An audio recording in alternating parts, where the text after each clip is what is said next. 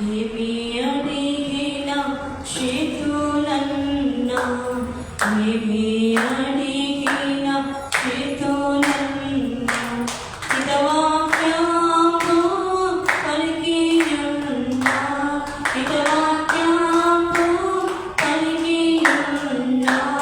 యేసు నామం ఎంతో మధురం, యేసు నామం ఎంతో మధురం, మధురం మధురం మధురము. యేసు నామం ఎంతో మధురం. ప్రియమైనటువంటి దేవుని విశ్వాసులారా, దేవుని యొక్క వాక్యమును చదువుకుందాము. దానియేలు గ్రంథము కొద్ది నిమిషాలు దేవుని యొక్క వాక్యమును విందాము. దానియేలు గ్రంథము 2వ అధ్యాయము, దానియేలు గ్రంథము 2వ అధ్యాయము 29వ వచనము, 2వ అధ్యాయము 29వ వచనమును చదువుకుందాము. దానియేలు గ్రంథము, యేస్కేలు గ్రంథం అయిపోయిన తర్వాత దానియేలు గ్రంథము 9వ అధ్యాయము గమనించాలి. 2వ అధ్యాయము 29వ వచనము. రాజా,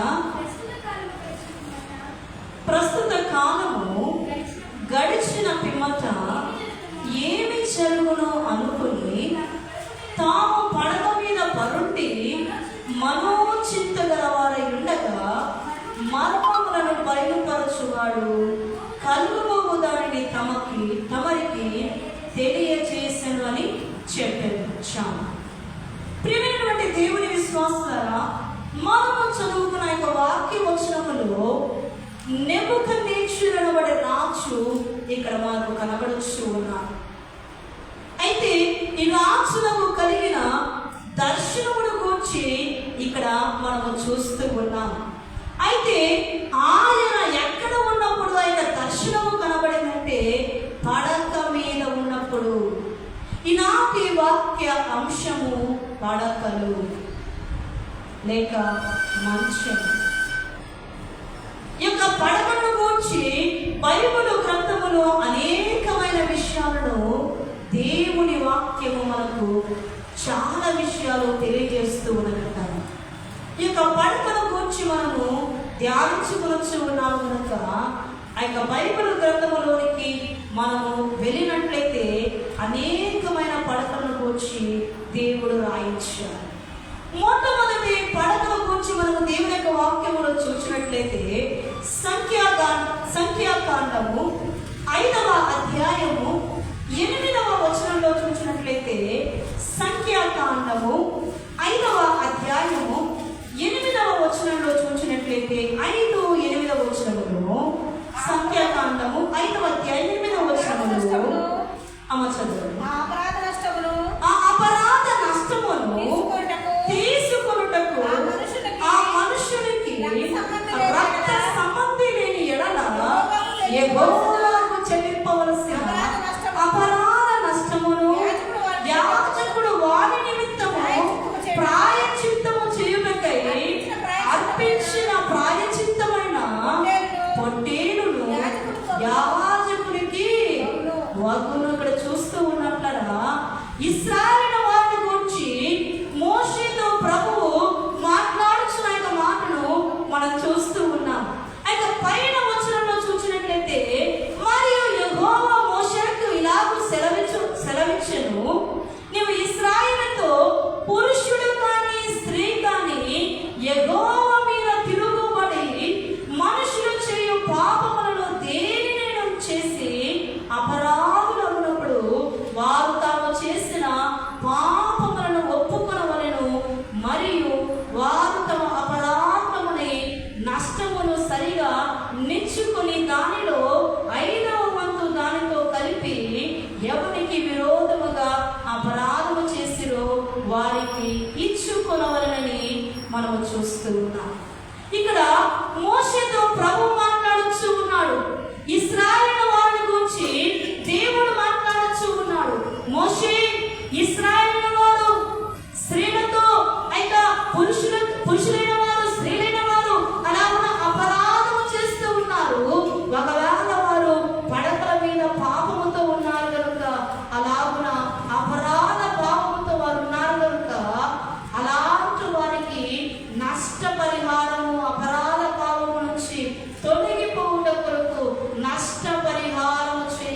చెప్పి మోషేతో ప్రభువు మాట్లాడొచ్చు ఉన్నారు.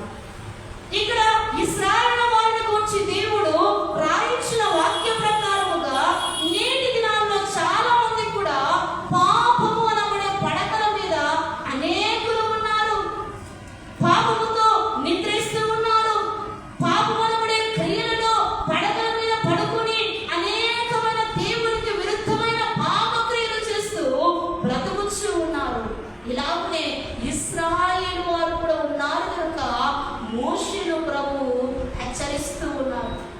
ఎవరెవరైతే పాపము పడగల మీద ఉన్నారో వారిని నా సన్నిధిలోనికి వచ్చి ఒప్పుకొనమని చెప్పు. నష్ట పరిహారము నా యొక్క రక్తము చేత అపరాధంగా ఉన్న వారిని నా యొక్క సన్నిధిలోనికి వచ్చి వారి యొక్క తప్పులను వారి యొక్క అపరాధములను ఒప్పుకొనమని చెప్పి ఇక్కడ మోషేతో ప్రభువు మాట్లాడుతున్నట్లుగా మనం చూస్తూ ఉన్నాం. మొదటిగా పాపపు పడక. ఇక రెండవదిగా మనం గమనించినట్లయితే కదా సేవకుల మధ్య పడక. రెండవ సమూయేలు గ్రంథము 11వ అధ్యాయము 2వ సమూయేలు గ్రంథము 11వ అధ్యాయము 13వ వచనంలో మనం చూసినట్లయితే 2వ సమూయేలు గ్రంథము 11వ అధ్యాయము 13వ వచనంలో చూసినట్లయితే అంతలో దావీదు అతనికి భోజనమునకు పిలిపించెను. అతడు బాగుగా తిని త్రాగిన తర్వాత దావీదు అతని మత్తుగా చేసెను. సాయంత్రమున అతడు బయట నుండి తన ఇంటికి పోక తన ఏలిన వాని సేవకుల మధ్య పడక మీద పండుకునేను. కూడా చూస్తూ ఉన్నాం కదా దావీదు ఆయన సేవకుడైన దావీదు ఆయన ఉరియా తన యొక్క దాసుడు ఉరియాను ఏం చేస్తూ ఉన్నాడంటే భోజనం అయిపోయిన తర్వాత ఏం చేస్తూ ఉన్నాడంటే ఇక్కడే పడుకోమని ఉరియాకు తెలియజేస్తూ ఉన్నాడు. అంటే సేవకుల మధ్య పడకను వేసుకుని పండుకునమని అంటే నిద్రించమని మనం చూస్తూ ఉన్నాం ఇక్కడ దేవుని యొక్క వాక్యంలో. కనుక సేవకుల మధ్యలో పడక. ఇక మూడవదిగా మనం చూసినట్లయితే భక్తుల పడక. యెషయా గ్రంథము 57వ అధ్యాయము 57వ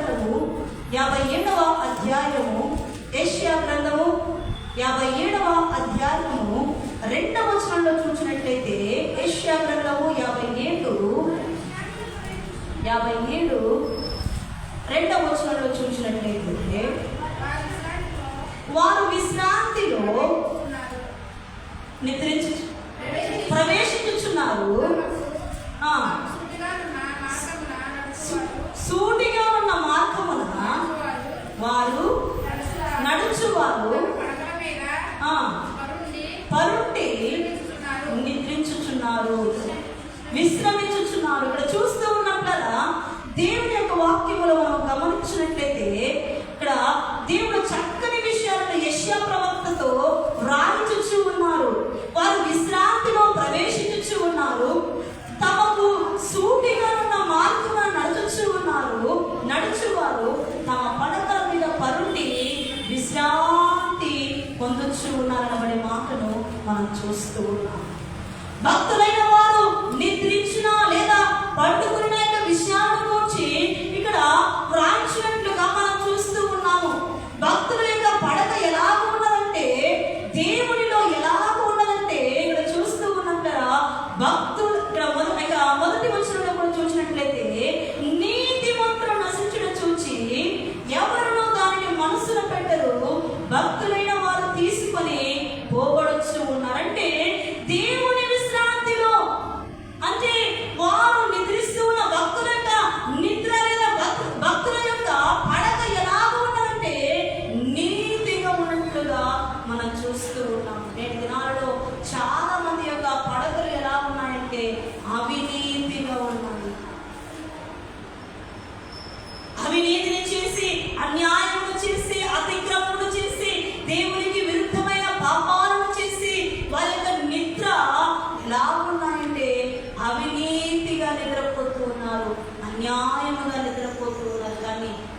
భక్తుల యొక్క పడక దేవునికి ఇష్టపూర్వకముగా ఆయన విశ్రాంతిలో ఆయన యొక్క నీతిమంతుల మార్గములో ఉన్నట్లుగా మనం చూస్తూ ఉన్నాం.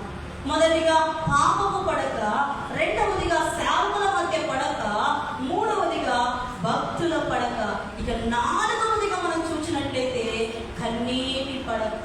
దావీదు సంకీర్తన 6వ అధ్యాయము, దావీదు సంకీర్తన 6వ అధ్యాయము, దావీదు సంకీర్తన 6వ అధ్యాయము 6వ వచనంలో చూసినట్లయితే, దావీదు సంకీర్తన 6వ అధ్యాయం 6వ వచనము చదవాలి. నేను మూలుగుచు అలసి ఉన్నాను, ప్రతి రాత్రియు కన్నీరు విడుచుచు నా పరుపు తేట చేయించు ఉన్నాను. నా కన్నీళ్ళ చేత నా పడక కొట్టుకుని పోవచ్చు ఉన్నది. ఇక్కడ దావీదు మహారాజు ఇక్కడ చూస్తూ ఉన్నాం కదా, ఒక రాజుకి కన్నీరు కాల్చవలసిన అవసరం లేదు. కానీ ప్రభువులు ఏం చేస్తూ ఉన్నాడు? తన యొక్క బహుశా తన యొక్క రాజ్య పరిపాలన నిమిత్తము, లేదా తన యొక్క రాజ్య ప్రజల యొక్క క్షేమము నిమిత్తము ప్రభు సన్నిధిలో ఏం చేస్తూ ఉన్నాడంటే, రాత్రి పడక మీద కన్నీరు కాల్చుచు కన్నీళ్ళ చేత తన యొక్క పరుపు ఏమవుతుందని చెప్పండి, తేలుచు ఉన్నదట. తన యొక్క కన్నీళ్లతో ఆ యొక్క పరుపు తడిచినట్లుగా మనం చూస్తూ ఉన్నాం. మరి కొందరైతే కన్నీళ్లు కలుస్తూ ఉంటారు. కొంతమంది పగలంతా అందరి ముందు ఎలా ఉంటారంటే వారి యొక్క దుఃఖమును, వారి యొక్క కష్టమును ఎవరికీ కనబడకుండా రాత్రి సమయంలో పడకల మీద కొంతమంది స్త్రీలు కానీ పురుషులు కానీ ఏం చేస్తూ ఉంటారంటే, రాత్రి ఎవరికి తెలియకుండా అలా మన కన్నీళ్లతో వారు వారి భారమునంతటిని కూడా తీర్చుకుంటూ ఉంటారు. ఇక్కడ దావీదు మహారాజు కూడా చేస్తూ ఉన్నది ఏమిటంటే, కన్నీటితో పడకనంతటిని కూడా తయారు చేస్తూ ఉన్నాడు. కన్నీటితో తన యొక్క పరుపును కూడా ఏం చేస్తూ ఉన్నాడంటే, తడిచినట్లుగా. అంటే ఇక్కడ మరొక మనం కూడా చూస్తూ ఉన్నాం, ఆయన కన్నీటితో అంట ఆ యొక్క పరుపు కొట్టుకుని కూర్చున్నట్లుగా ఉన్నట్టు. అంటే అంతటి కన్నీరు కాల్చు. ఎన్ని కన్నీరు కాల్స్తే పరుపు కొట్టుకుని పోయే విధంగా ఉంటుంది. అలాగే ఆయన కన్నీటితో పడక మీద కన్నీటితో ప్రార్థన చేసినట్లుగా మనం చూస్తూ ఉన్నాం. కన్నీటి పడక. ఇక 5వదిగా మనం చూసినట్లయితే కదా, ధ్యానించు పడక. కీర్తన గ్రంథము 4వ అధ్యాయము 4వ వచనంలో చూసినట్లయితే ధ్యానపు పడక. దావీదు సంకీర్తన గ్రంథము 4వ వచనంలో చూసినట్లయితే, భయము నొంది పాపము చేయకుడి, మీరు పడకల మీద ఉండగా మీ హృదయములో ధ్యానము చేసుకొని ఊరపు నుండి. కొంతమంది ఏం చేస్తూ ఉంటారంటే, భయముతో పాపము చేస్తూ ఉంటారు. ఏదో భయము, ఏదో చీకటి, ఏదో శోధన చేత వారు పండుకున్న యొక్క పడకల మీద ఏం చేస్తూ ఉంటారు చెప్పండి, పాపము చేస్తూ ఉంటారు. అందుకే దావీదు మహారాజు ఇక్కడ మాట్లాడుతూ ఉన్నాడు, భయము నొంది పాపము చేయకుడి, మీరు పడకల మీద ఉండగా మీ హృదయములలో ధ్యానము చేసుకోండి. పాపముతో ఉన్నావా, చీకటితో ఉన్నావా, భీతితో ఉన్నావా, అంధకారం, శ్రమలలో, లేక లోక శరీర ఇబ్బందులలో, కష్టాలలో కురుంగిపోయి భయముతో, బాధతో నువ్వు కన్నీటి ప్రయాసమైపోయి అలాగ పండుకొని ఉన్నావా, అలాగ నువ్వు పాపము చేయొద్దు. పండుకొని ఏం చేయాలని చెప్పండి, ధ్యానము చేయొద్దు. ధ్యానము. అందుకే మనం చూస్తూ ఉన్నాం కదా, ధ్యానం అంటే దావీదు సంకీర్తనలో చూస్తూ ఉన్నాం, సియోనులో మౌనముగా ఉంట దేవునికి స్తుతి చెల్లించడం, మౌనమైన ధ్యానం. అలాగే ప్రభువును చూస్తూ కొద్దిసేపు మనకు నిద్ర వచ్చేంత వరకు, మనలో ఉన్న భయం పోయేంత వరకు, మనలో ఉన్న భీతి పోయేంత వరకు కూడా పడుకునే సమయంలో ఒకవేళ కలవరంతో ఉన్నావా, భీతితో ఉన్నావా, పైగా బెంబేలెత్తిపోయి ఉన్నావా, ఏ ఏ సమయాల్లో ఏ ఏ పరిస్థితులు జ్ఞాపకం వచ్చి బాధపడుతూ ఉన్నావా, ఇదిగో దేవుడు అంటున్నారు, వాక్యము సెలవిస్తూ ఉన్నది, భయము నుండి పాపము చేయొద్దు, పడకల మీద పడి ఉండగా నీ హృదయమును ధ్యానముతో నింపుకొనమని చెప్పి వాక్యం సెలవిస్తూ ఉంది. నేటి దినాల్లో చాలా మంది పడకల మీద ఏం చేస్తూ ఉంటారంటే, ఫోన్లు పట్టుకొని ఏదో చూస్తూ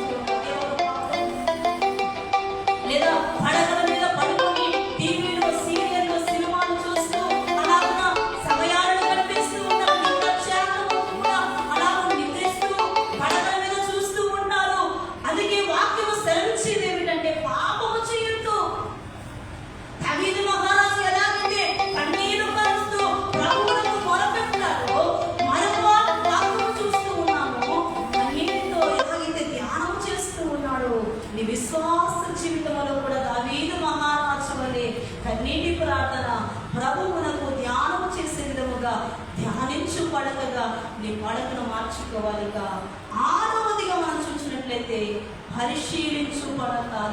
అదే అధ్యాయములో 139వ అధ్యాయము దావీదు సంకీర్తన 139వ అధ్యాయము 3వ వచనంలో చూసినట్లయితే 139 దావీదు సంకీర్తన 3వ వచనంలో చూసినట్లయితే నా నడకను నా పడకను నీవు పరిశీలన చేసి ఉన్నావు.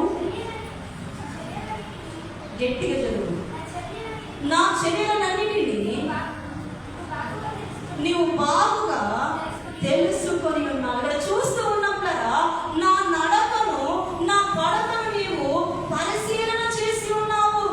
నా చర్యలన్నిటినీ నీవు బాగుగా తెలుసుకొని ఉన్నావని దావీదు మహారాజు దేవునితో మాట్లాడుచున్నమాట. అంటే మనము నడిచే నడక, మనం పడుకునే పడక ప్రభువు చూస్తూ ఉన్నారు. ఆయన చూచే దేవుడై ఉన్నారు కనుక, ఆయన చూచుచున్న దేవుడై ఉన్నారు కనుక నీవు నడిచే నడక మంచి మార్గంలో నడుస్తూ ఉన్నావు, చెడు మార్గంలో నడుస్తూ ఉన్నావు, తప్పుడు మార్గంలో నడుస్తూ ఉన్నావు, పాపము నడకతో నువ్వు నడుస్తూ ఉన్నావు, నీ నడక ప్రభువు చూస్తూ ఉన్నారు. అంతేకాకుండా నీ పడకను కూడా ఆయన పరిశీలన చేస్తూ ఉన్నారు. అంటే ఏ పాపముతో నీవు పండుకుని ఉన్నావు, ఏ శోధనతో పండుకుని ఉన్నావు, ఆయన పరిశీలన చేస్తూ ఉన్నాడు కనుక అమ్మాయ ఆరవదిగా పరిశీలన చేయు పడక. ఇక చివరిగా మనం చూసినట్లయితే చింతించు పడక. మొదటిగా చదువుకున్నాం కదా, దానియేలు గ్రంథము 2వ అధ్యాయము 29వ వచనంలో మనం చూసినట్లయితే కదా దావీదు మహారాజు నెబుకద్నెజరు రాజు చింతించుచూ ఉన్నట్లుగా మనం చూస్తూ ఉన్నాం. ఆయనకు కలిగిన దర్శనమును బట్టి చింతిస్తూ ఉన్నట్లుగా దేవుని యొక్క వాక్యంలో చూస్తూ ఉన్నాం. దానియేలు గ్రంథం 2:29వ వచనంలో చూసినట్లయితే రాజా, ప్రస్తుత కాలము గడిచిన పిమ్మట ఏమి జరుగునో అనుకుని తాను పడక మీద పరుండి విమోచన మనోచింత వాడై ఉండగా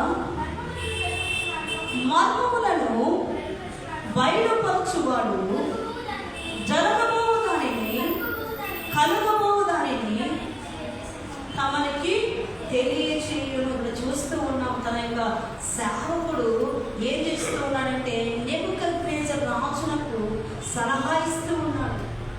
ఓ రాజా, నీవెందుకు దిగులు పడొచ్చు ఉన్నావు? దేవుడు నీకు ఇచ్చిన దర్శనమును బట్టి, నీకు ఇచ్చిన స్వప్నమును బట్టి నీవెందుకు చింతపడొచ్చు ఉన్నావు? ఇలాగున చింతతో పడక మీద ఎందుకు పడుకొని ఉన్నావు? ఇదిగో దేవుడిచ్చిన దర్శనము, దేవుడే నీ ముందు ఉంచును కనుక చింతను మానివేయని చెప్పి ఇక్కడ తన యొక్క దాసుడు రాజునకు తెలియజేస్తున్నట్లుగా మనం చూస్తూ ఉన్నాం. నేటి దినాల్లో చాలా మంది కూడా చింతతో పడవల మీద పడుకుని ఉంటున్నారు. అవునా? ఏదో చింత, ఏదో కలవరము, ఏదో బాధ. ఇక్కడ నెబుకద్నెజరు రాజే ఏం చేస్తూ ఉన్నాడు? చింతతో ఉన్నాడు. నేను మనుషుల మీద మనము అనేకమైన చింతలను మనను వేధిస్తూ ఉన్నాయి, అనేకమైన చింతలను మనను కృంగదీస్తూ ఉన్నాయి, అనేకమైన చింతల బాధలతో మనలను కృంగింపజేస్తూ ఉన్నాయి కనుక అందుకే వాక్యము సెలవిస్తున్నది ఏమిటంటే, నీ చింత యావత్తు నాకు నా మీద వేయమని ప్రభువు తెలియజేస్తూ ఉన్నాడంటే చింతతో మనము అందుకొనటం మనకు మంచిది కాదు. చింతతో మనము దేవుని సన్నిధిలో ఉండటం మనకు మంచిది కాదు కనుక ప్రభు అంటున్నాడు, నువ్వు ఆ చింతను భరించలేవు, ఆ బాధను భరించలేవు, ఆ యొక్క భారంను నీవు భరించలేవు కనుక నీ చింత భారాన్ని, వ్యాధి భారాన్ని, శిక్ష భారాన్ని, అతిక్రమముల భారమును నా మీద వేయమని ప్రభు సెలవిస్తూ ఉన్నాడు. కాబట్టి చింత పడకల మీద అనేకులు ఉన్నారు కనుక అమ్మాయ, మనం విన్న ఈ 7 పడకలలో నువ్వు ఏ పడక మీద ఉన్నావో ఒకసారి జ్ఞాపకం చేసుకుని. ఎందుకంటే దేవుని రాకడ దినాల్లో ఉన్నాము, అంత్య దినాల్లో ఉన్నాము. ఎటు చూసిన భయంకరమైన పరిస్థితులు. నిజంగా దుబాయ్ యొక్క పట్టణము మనం చూసినట్లయితే ఎంతో అక్కడి నుంచి, దుబాయ్లో నుంచి బంగారం కానీ మన నాగరికతకు అవసరమైన ప్రతిదీ కూడా అక్కడి నుంచే సరఫరా అయితే కానీ ఈ రోజట భయంకరమైన వర్షాలు ఎన్నడూ కూడా వారు చూడని భయంకరమైన వర్షాల చేత ఆ ప్రాంతమంతా కూడా సర్వనాశమైపోయినట్టుగా మనం చూస్తూ ఉన్నాం. అంతేకాకుండా ఎడారులను మనం చూస్తూ ఉంటాం. రాజస్థాన్, ఒడిశా ప్రాంతాలలో ఎక్కడ మనం నీటి కొరకు ఎదిగినా కూడా ఒక నీటి ముక్క కూడా కనపడదు. అందుకే కానీ అక్కడ విపరీతమైన నీటి బుగ్గలు కొట్టి జల ప్రవాహంలో ఒంటెలు కొట్టుకొని పోవచ్చున్నట్టుగా, అంటే వాక్యంలో చూస్తూ ఉన్నాం కదా, అరణ్య ప్రాంతంలో ఎడార్లలో నేను నీటి బుగ్గలను పుట్టిస్తానని దేవుడు వాగ్దానం చేసినట్టుగా అలాంటి సమయాల్లో ఉన్నాము, అలాంటి దినాల్లో మనం ఉన్నాము. సమయాన్ని వ్యర్థము చేయక, దినాలను వ్యర్థము చేయక, దేవునితో దేవుని యొక్క సన్నిధిలో ప్రార్థనలో గడిపి ఆయనతో ఎగిరి వెళితే మన జీవితమునకు ధన్యము, మన విశ్వాస జీవితమునకు మంచి మార్గమైనది కనుక ఆ రాజ్యమునకు రావడకు సిద్ధపడి ప్రభువులు కనపడక మధ్య కార్యము మన జీవితాల్లో దేవుడు సంపూర్ణంగా నెరవేర్చుగాక. మా గురించి ముగింపు ప్రార్థన చేసుకుంటాము.